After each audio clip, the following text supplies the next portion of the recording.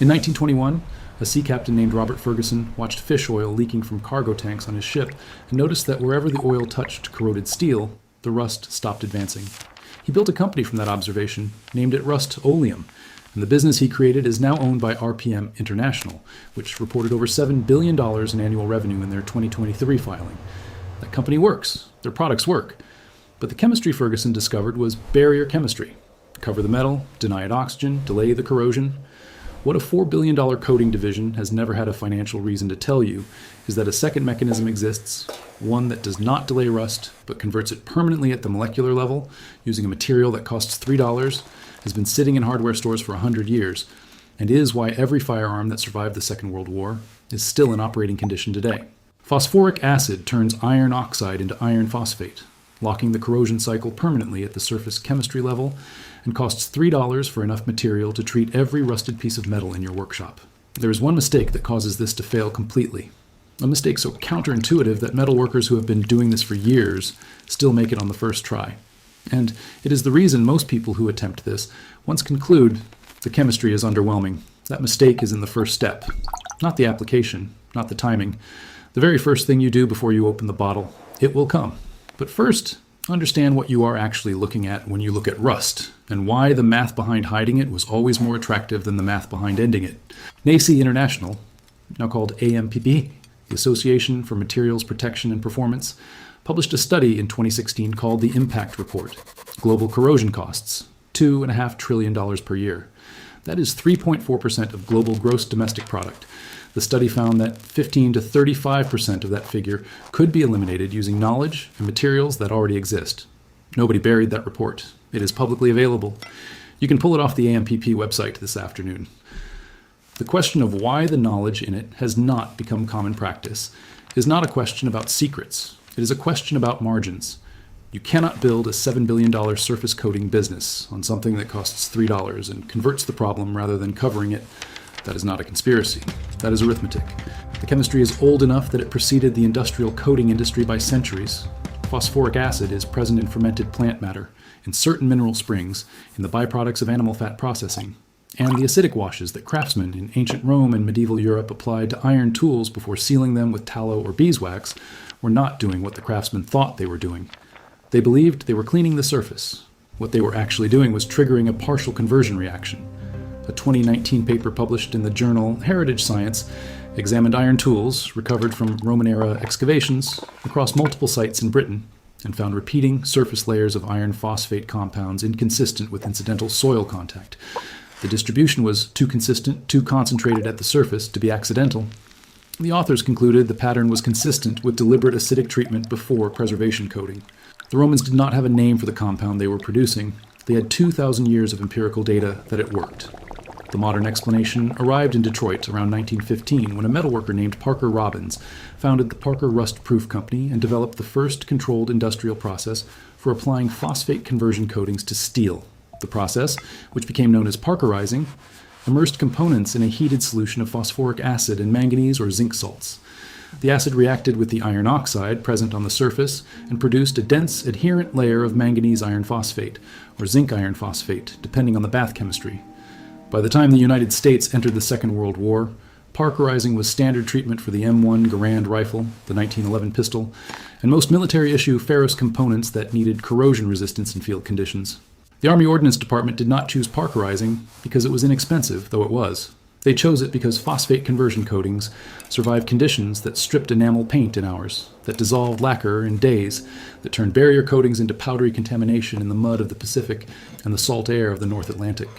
The phosphate layer did not strip. It was the surface chemistry. It had nowhere to go. The Parker Rust Proof Company is still operating. The process has not changed in 110 years. The chemistry is not proprietary. And the key insight, the one the industrial bath process demonstrated and the coating industry had no incentive to simplify, is that the manganese salts and elevated temperature are not required for the basic conversion reaction. Plain phosphoric acid, without the salts and without the heat, at room temperature and atmospheric pressure, produces the same iron phosphate surface on rusted steel. It is slower, it is far simpler, and it costs $3. You have been looking at the products of this reaction your whole life without knowing what you were seeing. The dark matte surface on a cast iron skillet that has been properly seasoned and used for 20 years. The surface has iron phosphate compounds in it, formed by the repeated contact between the iron surface and the organic acids produced during cooking at high heat. The blue-black finish on a century-old rifle barrel held by an estate sale. That coloring involved a phosphate pre-treatment step that made the subsequent bluing reaction adhere rather than flake. The inexplicably durable finish on a grandfather's hand tools that somehow resisted rust through decades in an unheated shed while newer tools around them pitted and crumbled. Many of those tools left the factory with a phosphate conversion coating applied as standard practice in an era when industrial parkerizing was common and cheap before the spray can made barrier coating easier to market. The inversion is this: rust is not the enemy. Uncontrolled rust is the enemy. Adhered rust, the layer that has chemically bonded into the surface of the metal and resists being scraped away, is the raw material for its own conversion. You are not fighting it, you are directing it. What was oxidizing in the wrong direction for months or years can be converted into a stable compound in 15 minutes. The metal you thought was degrading has been manufacturing your surface treatment for you at no cost. All it needs is an acid catalyst and enough time to finish the reaction. The mistake lives in the first step, not the application, not the timing, not the sealing. The very first action you take when you pick up that piece of rusted metal. Here is what you need. Phosphoric acid is sold under several names. Naval jelly is the most common. It is a thick gel formulation made by Loctite and found at every hardware store in the country, usually on the same shelf as spray paint and rust-inhibiting primer. A small tube runs between $5 and $7. A single project consumes roughly a third of it. Ospo is a liquid formulation made by Skybright, sold at most farm supply and automotive stores, and used heavily in industrial and marine maintenance applications. A quart is around $15 and treats approximately 20 square feet of surface. Call it 75 cents per square foot of conversion chemistry. You also need a wire brush, the stiff bristle kind that costs $3 in any hardware aisle, and coarse steel wool, and a rag you do not care about. For the finishing step, you need some kind of oil. Boiled linseed oil is the traditional and most effective choice, sold at hardware stores for about $8 a quart, but motor oil, petroleum jelly, or clear paste wax will all provide serviceable protection. You probably own most of these. The phosphoric acid formulation is likely the only thing you're buying. Per project, the acid costs $2 to $3. That is genuinely it. Now, the mistake. Most people, encountering phosphoric acid rust conversion for the first time, do the sensible sounding thing. They remove the rust first, they wire brush aggressively, they sand, they grind, they work the metal down to bright bare steel. Then they apply the acid. The surface darkens slightly. The metal feels marginally different. Nothing dramatic happens. They conclude the chemistry is disappointing, that the internet oversold it, that it does not work. They are right that nothing happened. They are wrong about why. Phosphoric acid converts iron oxide into iron phosphate. The reaction requires iron oxide. H3PO4 plus Fe2O3 produces FePO4 and water. Iron phosphate. On bare steel, there is almost no iron oxide present. The surface that has been ground clean is metallic iron, not iron oxide. And the acid has almost nothing to react with. The conversion layer you're trying to create requires the rust as feedstock. If you remove the rust before applying the acid, you have removed the material the process needs to function. What you're actually removing in the first step is the wrong rust, not all rust. The specific rust that must go is the outer detached layer, the powdery orange dust, the loose flakes, the material that comes off with light contact. That rust is not bonded to the metal, it is floating above the surface. The acid cannot stabilize what is not adhered because the iron phosphate it would produce would simply float off with the unconverted material beneath it. So you remove that layer, you take your wire brush, and you scrub with firm, consistent pressure until the surface resists the brush, until what remains requires genuine effort to dislodge. At that point, you stop. Do not sand further. Do not use a grinder. The rust that is still on the metal at that point, the layer that took real pressure to reach and will not come off with more brushing, is your raw material. Leave it. Apply the phosphoric acid now. If you are working with naval jelly, apply it thickly enough to cover every rusted surface, roughly the coverage you would give caulk before smoothing. If you are working with liquid Ospo, brush it on with a cheap disposable paintbrush until every rusted area is wet and shows a slight fizzing at the surface. That fizzing is the reaction beginning, carbon dioxide and water vapor being released as the acid consumes the iron oxide layer. It is not dramatic. It looks mild. Do not mistake mild for insufficient. The chemistry works at a molecular level and does not require visible violence to be complete. Set a timer. Leave the acid on the surface for a minimum of 15 minutes and a maximum of 30. Below 15 minutes, the conversion is incomplete in thicker rust deposits. Above 30 minutes, the available iron oxide has been consumed, and the acid begins reacting with the metallic iron underneath, producing a slightly different and less stable surface compound. The window is 15 to 30 minutes. Be in it. When the timer goes, wipe the surface clean with a dry rag, applying genuine pressure.